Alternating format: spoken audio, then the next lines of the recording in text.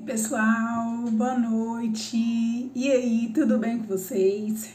Eu estou muito feliz de poder estar com vocês aqui mais uma vez para podermos compartilhar um pouco do nosso conhecimento.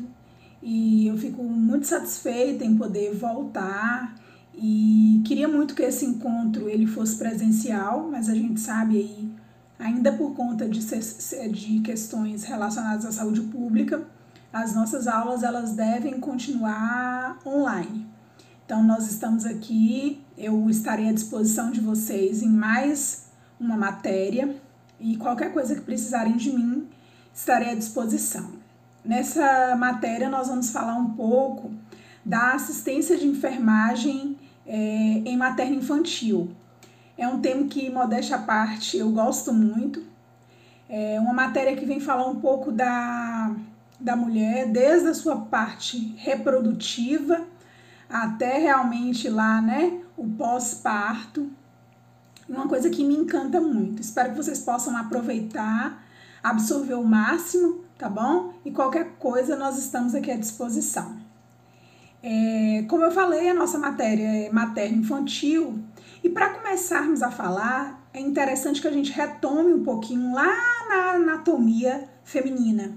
Nós vamos falar um pouquinho do sistema reprodutor feminino para que a gente consiga entender um pouquinho todo o processo do materno-infantil. Então, a função do sistema reprodutor feminino é produzir gametas, que são os ovócitos, e manter o ovócito fertilizado durante o desenvolvimento completo através da fase embrionária e fetal até o nascimento.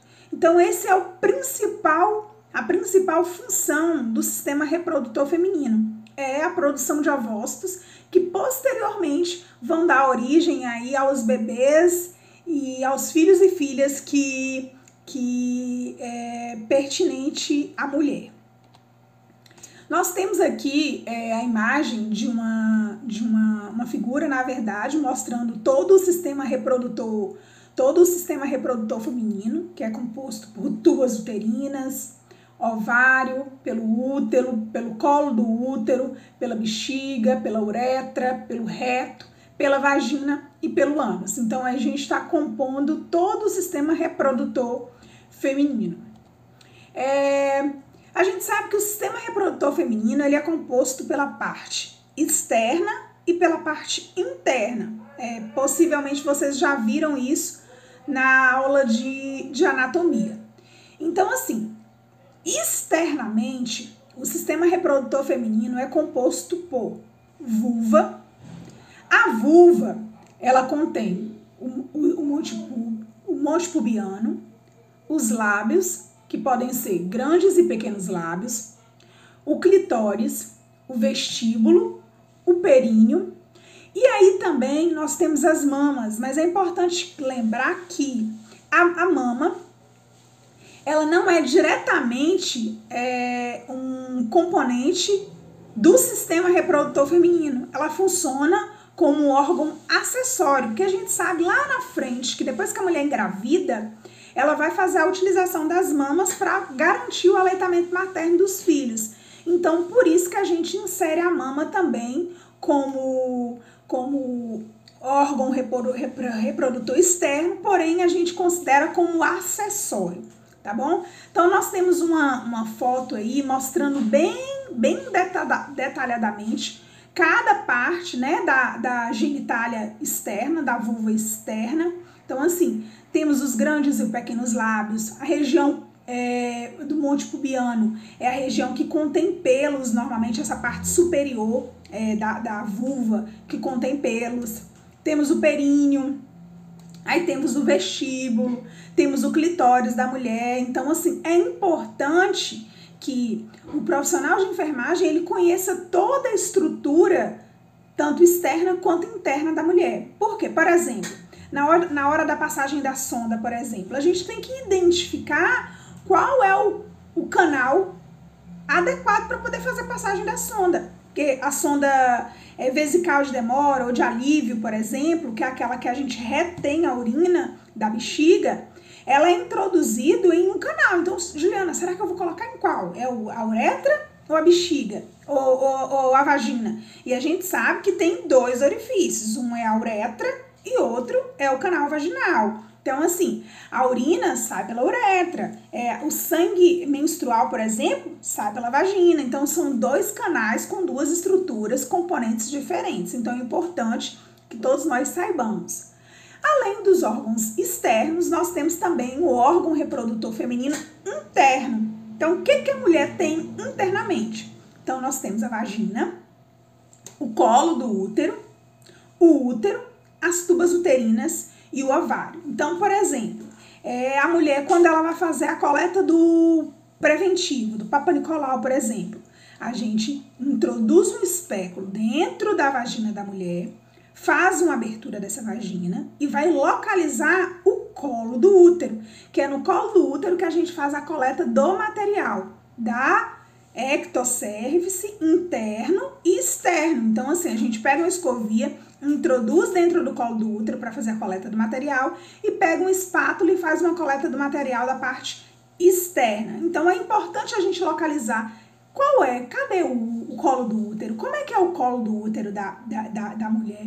Então, é importante que nós saibamos. Apesar de, por exemplo, a coleta de preventivo, o Papa Nicolau, como é conhecido, ser uma atribuição do profissional enfermeiro, o técnico de enfermagem também, em alguns lugares, já é responsável pela coleta.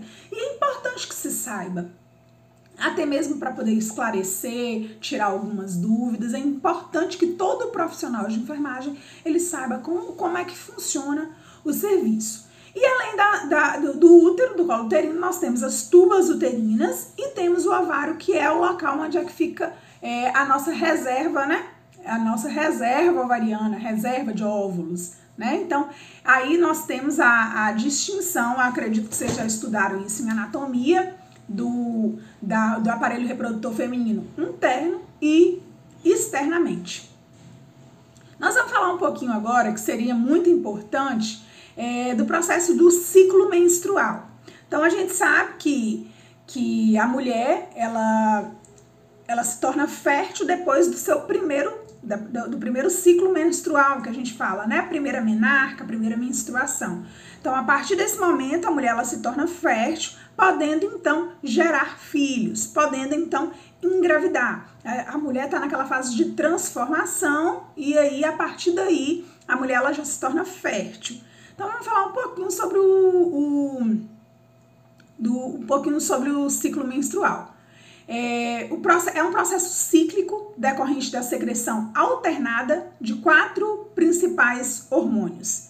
Que aí nós temos os hormônios principais femininos, que é o estrogênio e a progesterona, que são secretados no ovário. Temos os hormônios luteinizantes, que é o LH, e o hormônio folículo estimulante, que é o FSH, que são secretados pela hipófise. E lembrando que a hipófise é uma glândula endócrina localizada no cérebro. Então, para vocês verem como o nosso corpo, como Deus foi tão perfeito, que assim, o nosso ciclo menstrual tem um hormônio que funciona na parte cerebral, na nossa cabeça, ativando o ciclo menstrual da mulher. Então, assim, nós somos uma cadeia, nós somos um ciclo. Então, os sistemas, eles são totalmente interligados. A menarca, ou a menstruação, é o primeiro ciclo menstrual da mulher, ou o primeiro sangramento menstrual, né? E ele é considerado o evento central da puberdade feminina, pois sinaliza a possibilidade de fertilização, como eu já comentei com vocês. Vamos falar um pouquinho sobre o ciclo reprodutivo feminino. Como é que funciona a reprodução humana, né? A gente sabe que para a mulher ficou o dom de reproduzir, né? Aos seres humanos, homem e mulher, a junção do espermatozoide com o óvulo, e dá o direito da mulher, por exemplo, de gerar filhos. Então, nós vamos falar um pouquinho sobre o ciclo de reprodução humana. Vamos falar um pouquinho sobre o ciclo ovariano, como é que ele acontece. O ciclo ovariano inicia quando as células foliculares, ou seja, os óvulos que são produzidos nos ovários das mulheres, eles aumentam de volume e o processo de amadurecimento tem início. Então, quando o óvulo ele aumenta de volume e o processo de amadurecimento tem início, a gente chama do início do ciclo ovariano. Importante lembrar, gente, que os nossos óvulos, eles são produzidos desde quando a gente é gerado, lá na barriga das nossas mães. Então, o homem tem uma fábrica de espermatozoide e a mulher tem uma reserva de óvulos. Por quê? Eu não sei se vocês já viram falar que muita gente fala, porque a mulher, quanto mais velha ela vai ficando, mais dificuldade ela tem de engravidar. Porque os óvulos, eles vão envelhecendo. Porque o nosso ovário, ele faz uma reserva de óvulos. Então, quanto mais velhos eles ficam, com maior dificuldade, né, de realmente ser fecundado pelo espermatozoide. Ao contrário do homem, que ele tem uma fábrica. Toda vez que o testículo ele se enche, toda relação sexual, ele produz uma quantidade de espermatozoide. E a mulher, ela libera aquilo que ela já tem desde do momento que ela foi gerada. O ciclo ovariano é constituído por 3 fases. É importante a gente falar isso. A fase folicular, que é o período entre o primeiro dia da menstruação e a ovulação. A ovulação propriamente dita, que é o folículo maduro, no momento que o folículo maduro ele rompe e libera o óvulo. Isso acontece geralmente próximo do 14º dia, mas pode variar de pessoa para pessoa. E a fase lútea, que tem início na ovulação e vai até a fase menstrual do próximo ciclo. Então, o ciclo menstrual, normalmente ele tem de 28, né, a 30 dias. A gente considera um ciclo menstrual comum de 25 a 30, tá bom? Juliana, eu tenho um ciclo menstrual de 25 dias. É ruim? Não. É normal, tá bom? Mas é comum as mulheres terem um ciclo menstrual de 28 a 30 dias, tá bom? Acima de 35 dias é importante fazer uma avaliação e abaixo de 25 dias também. Mas entre 25 e 30 a gente considera como um período normal. A gente sabe que a gente faz aquela continha, o 14º dia é o período fértil da mulher. Mas é importante, gente, fazer uma análise que nem todo mundo ele ovula no 14º dia. Isso é mais ou menos um parâmetro que a gente utiliza, tá bom? Então é importante que vocês saibam que o ciclo ovariano, ele é dividido em 3 fases, que é a fase folicular, a ovulação e a fase lútea, que é o final da ovulação até o início do fluxo do ciclo menstrual do próximo ciclo, tá bom? É muito importante que vocês saibam essas informações. Agora nós vamos falar um pouquinho sobre o processo de gestação. Por quê? Falamos sobre o aparelho reprodutor, né? A mulher, sobre o aparelho reprodutor da mulher. Falamos da capacidade que ela tem, né, de ovular. Nós já sabemos que ela pode ovular. Sabemos que ela já teve a primeira menstruação. E se ela já teve a primeira menstruação, ela se encontra com possibilidade de fertilização. Ela pode estar fértil. Então, se ela menstrua, possivelmente ela pode engravidar. Então, nós vamos falar um pouquinho agora sobre o processo de gestação, tá bom? Gravidez é um fenômeno reprodutivo que acontece decorrente da relação sexual durante o período fértil da mulher, ocasionando o encontro do espermatozoide com o óvulo, né? A fecundação é o nome do momento em que o espermatozoide consegue penetrar no óvulo, dando origem a um ovo ou zigoto, que irá se desenvolver e formar o embrião, que após se desenvolver irá formar o feto e, consequentemente, o nascimento do bebê. A fecundação, ela ocorre nas trompas de Falópio e o ovo ou zigoto, ele começa a dividir enquanto se movimenta até chegar ao útero.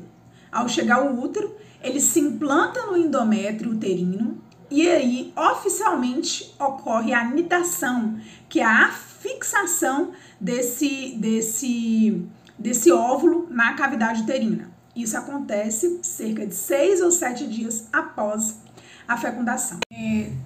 Eu gostaria que vocês prestassem bastante atenção nessa figura. Nós temos aí como é que acontece todo o processo de gestação. Então, assim, nós temos o ovário. Então, a mulher, quando ela entra no seu período fértil, ela libera um óvulo, né? O óvulo tá ali no ovário. Ela libera um óvulo. Esse óvulo, ele se rompe e ele se direciona à trompa de Falópio.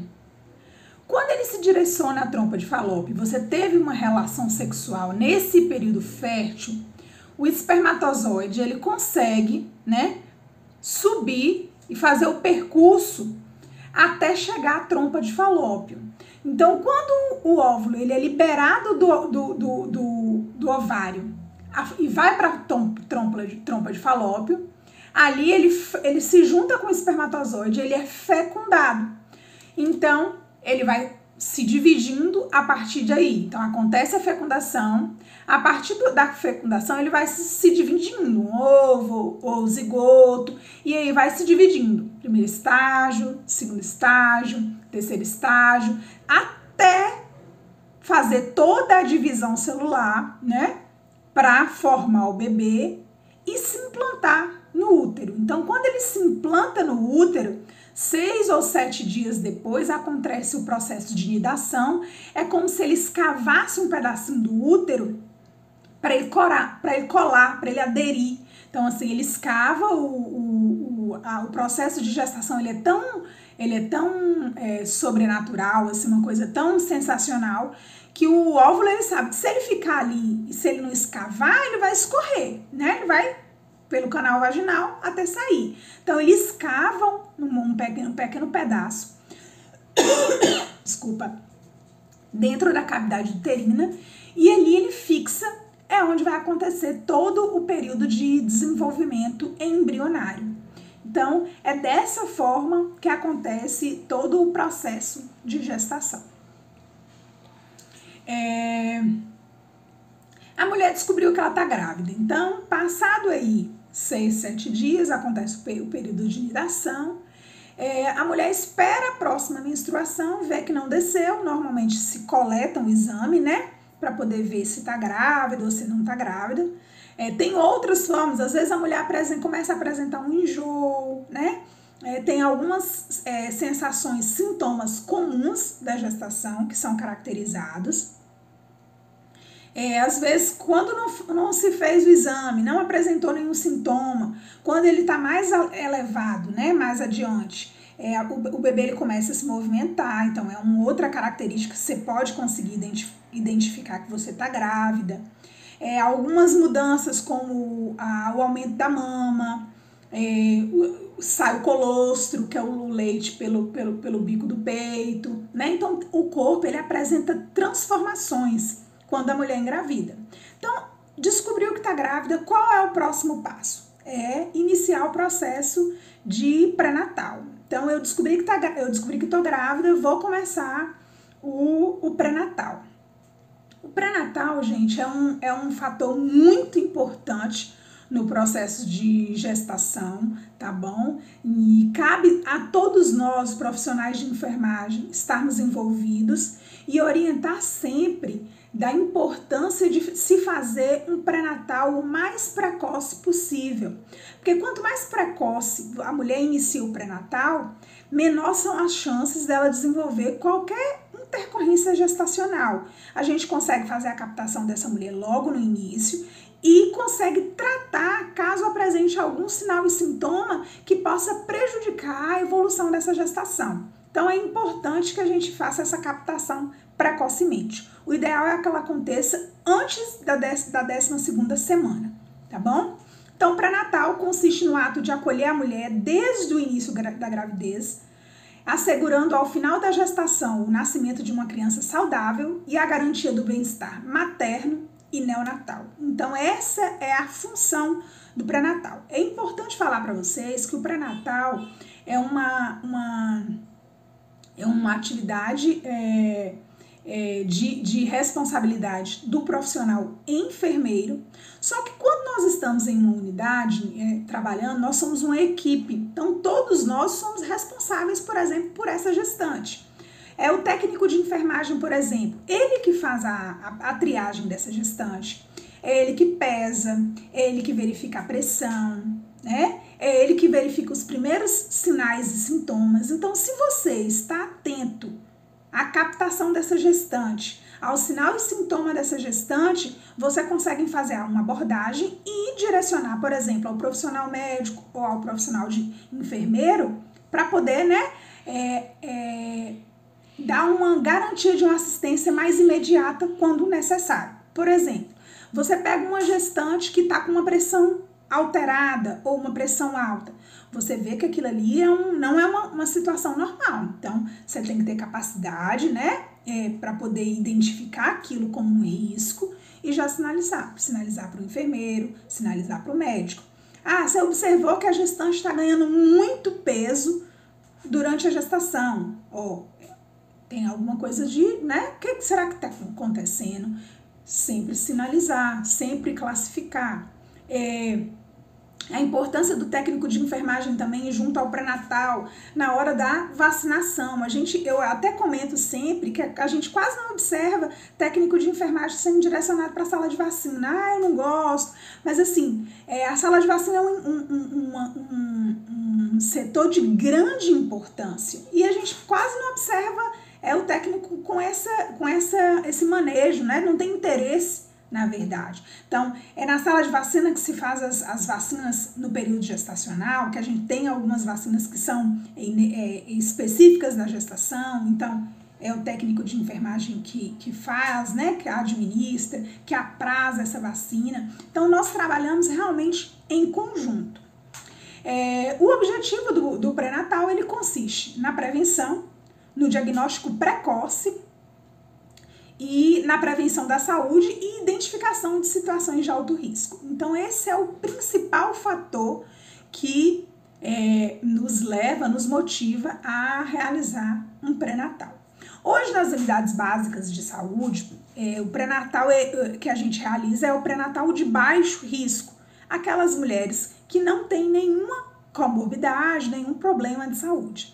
As mulheres que têm problemas de saúde, que são alto risco, nós fazemos o pré-natal na unidade de saúde também, mas a gente faz um link, um direcionamento dessa gestante para o alto risco, juntamente com o obstetra, tá bom? A gente está falando um pouquinho aí o que é um pré-natal de baixo risco e o que é um pré-natal de alto risco. Então, a gente classifica como baixo risco, as gestantes entre 16 e 34 anos de idade, sem comorbidades e ou gestação com complicações anteriores.